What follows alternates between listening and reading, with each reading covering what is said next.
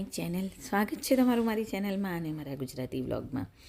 તો હું 2 વીક પછી વ્લોગ મૂકી રહી છું. તો હું અત્યારે બિઝી ચાલી રહી છું, કારણ કે તમે મારા વ્લોગ રેગ્યુલર જોતા હશો તો તમને ખબર હશે કે મારે 2 ડોટર છે.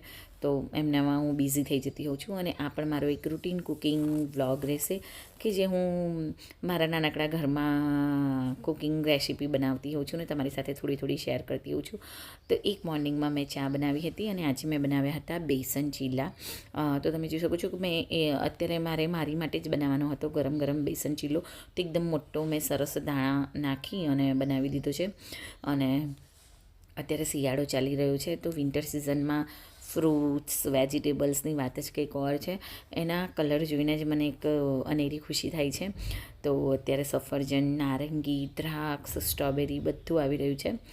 અને આ હું તમને મારા જે બટર મૂકવાનું બોક્સ છે એ હું બતાવી રહી છું. બહુ જૂનું બોક્સ છે પણ હજુ ચાલે છે, તો હું ચલાવું છું.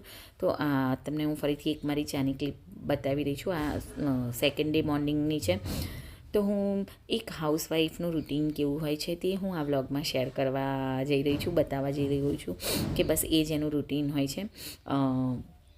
બાળકોને સ્કૂલે મોકલવા, બાળકોને સવારે નાસ્તામાં ડબ્બો પેક કરી આપવો, પછી બપોરનું હેલ્ધી લંચ, સાંજનું ડિનર, એ બધી જ જવાબદારીઓ, ઘરને એકદમ સુવ્યવસ્થિત રાખવું.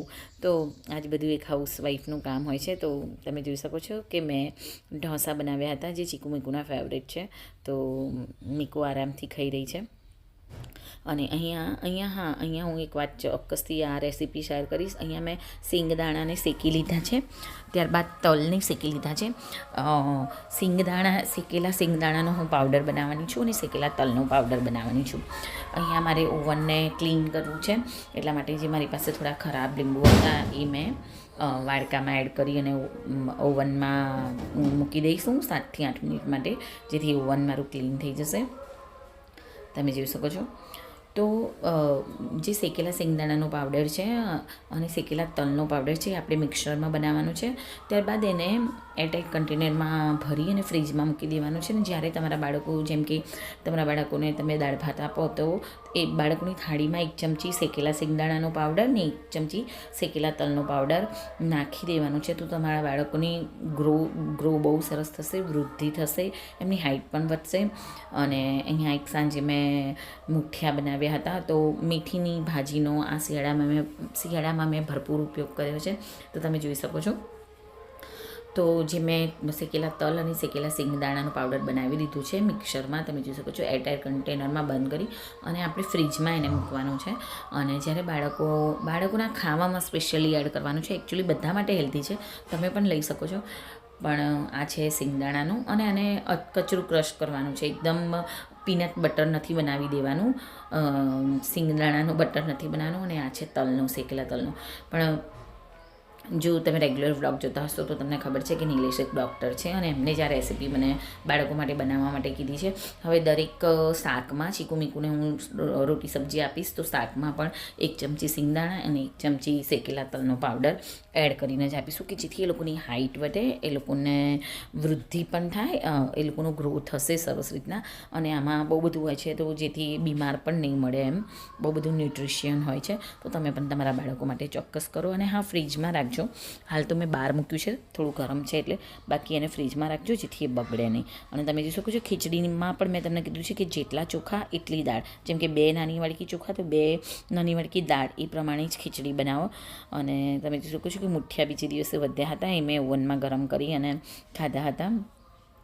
ત્યારબાદ બપોરે ચીકુએ પિઝા બનાવ્યા હતા, મેં નથી બનાવ્યા. એકચ્યુઅલી અમારે ગેસ પાઇપલાઇનમાં કંઈક પ્રોબ્લેમ થયો હતો, તો આખી સોસાયટીમાં ગેસ ન હતો, તો અમે ઓવનમાં પિઝા બનાવ્યા હતા. ચીકુએ બનાવ્યા હતા, મેં નથી બનાવ્યા. તો હું બીજું કામ કરતી હતી, તો હું બતાવી રહી છું કે ચીકુએ કેવી રીતના પિઝા બનાવ્યા. ચીકુને થોડા છે ને આમ થોડા વધારે કૂક થયેલા, એટલે કે થોડા બળેલા એવા પિઝા એને ગમે છે. થોડું ચીઝને પણ એ બાળી દે છે. ત્યારબાદ ઉપરથી એની ઓરેગોનો અને ચીલી ફ્લેક્સ પણ ઉપરથી એડ કર્યા છે. તો ગેસ નહોતો પણ ઓવન હતું, તો કામ થઈ ગયું. અને મેં તમને કીધું એ પ્રમાણે ફ્રૂટ્સની તો વાત જ, તમે શિયાળામાં ભરપૂર ફ્રૂટ્સ લો, જેમ કે સ્ટ્રોબેરી. અહીંયા જેમ કે 100 રૂપિયાના 4 પેકેટ મળે છે. એકચ્યુઅલી ગાંધીનગરમાં નથી મળતા, પરંતુ અમદાવાદમાં 100 રૂપિયાના 4 પેકેટ મળે છે, તો હું મંગાવી લેતી હોઉં છું સ્ટ્રોબેરી. ફ્રેશ સ્ટ્રોબેરી બહુ મજા આવે છે, બાળકોની તો ફેવરેટ હોય છે. ઉપરથી થોડો ચાટ મસાલો એડ કરજો સ્ટ્રોબેરી સમારીને, તો બહુ સરસ લાગશે. ત્યારબાદ ફરી એક સાંજનું મારું ડિનર, હું તમને સમજો ને, તમને હું એક ગુજરાતી હાઉસવાઈફનું રૂટીન જ બતાવી રહી છું. તુવેર ટોઠા જે ગુજરાતમાં હશે બધાને ખબર છે કે અત્યારે શિયાળામાં બધા તુવેર ટોઠા એન્જોય કરે છે. તો મેં તુવેર ટોઠા ઘરે બનાવ્યા છે, સાથે બ્રેડ શેકી લીધી છે. આ છે બ્રાઉન બ્રેડ. બને તો બને ત્યાં સુધી બ્રાઉન બ્રેડનો ઉપયોગ કરો. અને આ મેં પાઉં મીકુ માટે શેકી લીધું છે. મીકુને પાઉં વધારે ગમતો હોય છે. અને આ છે તુવેર ટોઠા, એકદમ સ્પાઇસી એવા તુવેર ટોઠા. થોડી લીંબુનો રસ એડ કરો, બહુ સરસ લાગશે. ને સાથે ડુંગળી અને સેવ તમે લઈ લેશો તો પછી તમારું ડિનર એટલું સરસ થશે જેની કોઈ વાત નહીં. અને હા, અહીંયા મેં થોડી ખીર બનાવી છે, એ પણ મેં મીકુ માટે બનાવી છે. મારી નાની બેબીની ખીર પણ ફેવરેટ છે, તો 2-3 દિવસથી એ ફરમાઈશ કરતી હતી, તો બાળકો માટે હું બનાવતી હોઉં છું. અને બસ મારું આ રૂટીન ચાલી રહ્યું છે, મોર્નિંગનું, લંચનું, ડિનરનું. તો બ્લેક ટી બનાવી છે નિલેશ માટે. અને સવારમાં હેલ્ધી નાસ્તો હું પ્રિફર કરું છું, તો અહીંયા હું મમરા વઘારી રહી છું. મેં પહેલાં જે સિંગદાણા હોય એને શેકી લીધા છે. તમે જો મારા વ્લોગ જોતા હશો તો હું તલ, સિંગદાણા જે બધી હેલ્ધી વસ્તુઓનો ભરપૂર ઉપયોગ કરવામાં માનું છું. તો તમે જોઈ શકશો મેં ઘણા બધા સિંગદાણા તલમાં સાંતળી લીધા છે. હવે મમરા વઘારીશું.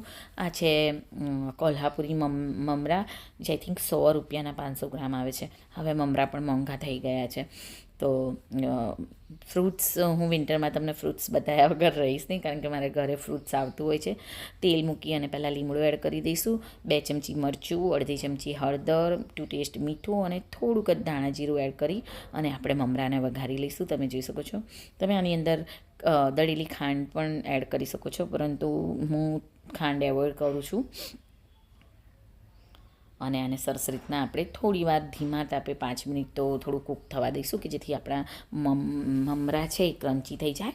અને લાસ્ટમાં સિંગદાણા એડ કરી દઈશું, લાલ સિંગદાણા. તમે જોઈ શકો છો, કોઈ બદામથી કમ નથી લાગતા, એટલા સરસ લાગે છે. અને એકદમ હેલ્ધી તમારો સવારનું બ્રેકફાસ્ટ બનશે. બાળકોને પણ તમે આપી શકો છો. તો બસ હેલ્ધી તમે લોકો હેલ્ધી ખાઓ અને હેલ્ધી રહો.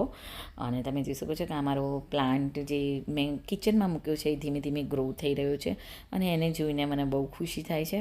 ત્યારબાદ મેં એક નાનો આર્ટિફિશિયલ પ્લાન્ટ પણ લીધું છે, એ પણ બહુ સરસ છે.